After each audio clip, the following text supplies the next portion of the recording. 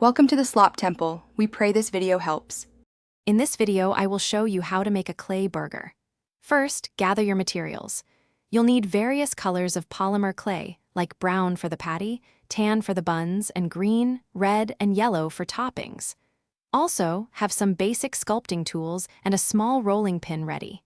Ensure your workspace is clean and flat for easy crafting. Next, let's form the main components. Take your tan clay and divide it into 2 pieces for the buns. Roll one piece into a flat, round shape for the bottom bun and the other into a slightly domed shape for the top. For the patty, use brown clay, rolling it into a ball and then flattening it into a disc.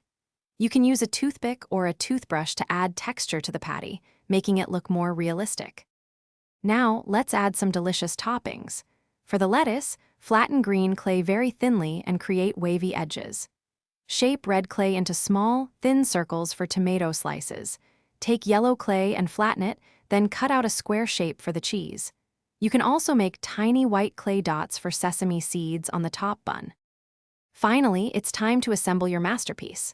Start with the bottom bun, then layer the patty, cheese, lettuce, and tomato. Gently place the top bun on your stack.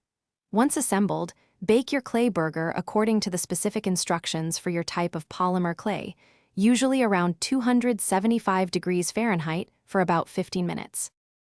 Thanks for watching. Consider subscribing if we helped you.